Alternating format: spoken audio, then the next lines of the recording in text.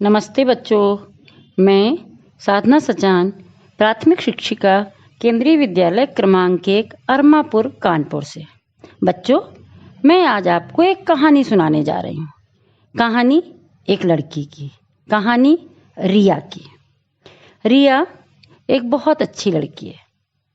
वो बहुत मन लगाकर पढ़ाई करती है। उसका व्यवहार सबके प्रति बहुत अच्छा है। सभी शिक्षक उसे पसंद करते हैं। सभी लोग उससे प्यार करते हैं। उसका व्यवहार, उसकी पढ़ाई, उसका काम करने का तरीका सब बहुत अच्छा होता है। रिया बहुत मेहनती लड़की भी है। वो बहुत मन लगाकर पढ़ती है। उसका सपना है कि वो बड़ी होकर के डॉक्टर बनेगी। जब उसने क्लास 12th पास किया, उसके बाद उसने मेडिकल के लिए तैयारी करनी शुरू कर दी। उसने इस अच्छी तैयारी की और इसके बाद वो परीक्षा में बैठी, लेकिन वो परीक्षा में सफल नहीं हो पाई। उसने फिर से तैयारी शुरू की। इसी प्रकार वो 2 बार परीक्षा में बैठी और दोनों बार असफल हो गई। अब उसको निराशा होने लगी। उसको लगा कि शायद वो डॉक्टर बन ही नहीं सकती है। उसका मन पढ़ाई से उचटने लगा। घर में वो अकेले अपने कमरे में रहने लगी। वो ज़्यादा अपने दोस्तों से भी नहीं मिलती थी, अपने माता पिता के साथ भी ज़्यादा बात नहीं करती थी। सब लोग बहुत परेशान हो गए। रिया का व्यवहार दिनों दिन बदलता जा रहा था। माता पिता ने बहुत समझाया, बहुत समझाने की कोशिश की, लेकिन उसे तो कुछ समझ में ही नहीं आ रहा था। धीरे धीरे वो निराशा में जाती गई। अब उनके मम्मी पापा को बहुत परेशानी होने लगी। उन्होंने सोचा कि अगर मेरी बेटी इस तरह रहेगी तो उसका भविष्य क्या होगा। उन्हें कुछ समझ में नहीं आ रहा था। तब उन्होंने रिया की एक शिक्षिका को बताया। रिया अपनी उन शिक्षिका को बहुत पसंद करती थी। शिक्षिका ने रिया के माता पिता की बात सुनी और उनसे कहा कि मेरे पास कल रिया को मेरे घर भेज देना। रिया की मम्मी ने रिया से बोला कि कल आपको आपकी टीचर ने बुलाया है। रिया का जाने का तो कहीं मन नहीं होता था, लेकिन फिर भी वो टीचर को बहुत पसंद करती थी। उसने सोचा नहीं, जाना तो चाहिए, और यही सोच करके वो अगले दिन अपनी टीचर से मिलने के लिए उनके घर गई। टीचर ने खुश होकर के उसको अपने पास बैठाया, उससे बातें की, उससे उसके हाल चाल पूछे।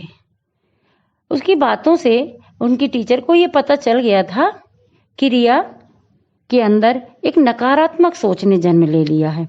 उसे ये लग रहा है कि वो कुछ कर ही नहीं सकती है, कुछ नहीं होगा उससे, और उसका सपना अधूरा रह जाएगा। बातें करते करते टीचर उसे अपने घर के बगल में बनाए हुए गार्डन में ले गई। वहां पर कुछ मुरझाए हुए फूलों के पौधे लगे थे। टीचर ने रिया से कहा कि देखो, ये पौधे हैं, इनको मैंने इतनी खाद पानी दी, इतना जो कुछ भी इन्हें चाहिए समय से सब कुछ किया, लेकिन फिर भी ये पौधे मुरझा गए। रिया ने दुखी स्वर में कहा, हाँ मैम, बिल्कुल मेरी जिंदगी की तरह। अब उनकी टीचर को समझ में आ गया था कि रिया गहन निराशा में पहुंच चुकी है।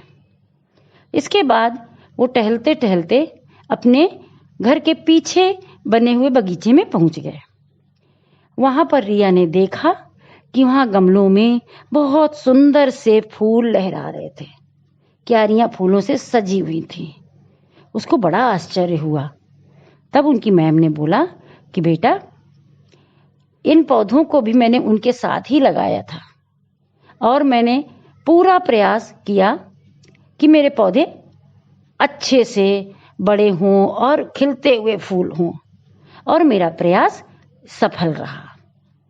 कई बार जिंदगी में ऐसा होता है कि हम बहुत प्रयास करते हैं, लेकिन कहीं ना कहीं कुछ ना कुछ ऐसा छूट जाता है जिसके कारण हमें असफलता मिलती है। लेकिन इसका मतलब ये नहीं होता है कि हम प्रयास करना छोड़ दें। हमारा प्रयास तो तब तक होना चाहिए कि जब तक हमें अपनी मंजिल ना मिल जाए। इन प्यारे फूलों की खुशबू को देख करके, महक करके, यहाँ पर आ करके मेरा मन आनंदित हो जाता है। रिया कुछ कुछ समझने लगी थी। अब उसे समझ में आ रहा था कि हमें अपनी इस निराशा को छोड़कर, इस नकारात्मक सोच को छोड़कर सकारात्मक सोच के साथ आगे बढ़ना होगा और पूरा प्रयास करना होगा।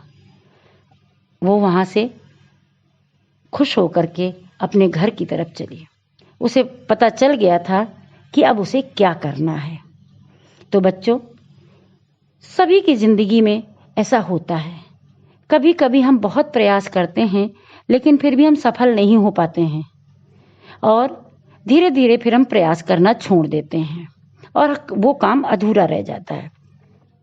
तो हमें अपनी मंजिल पाने के लिए प्रयास करना नहीं छोड़ना चाहिए। सफलता पाने के लिए असफलता को पहली सीढ़ी माना जाता है। हम जहाँ से असफल होते हैं वहीं से हमें नई शुरुआत कर देनी चाहिए।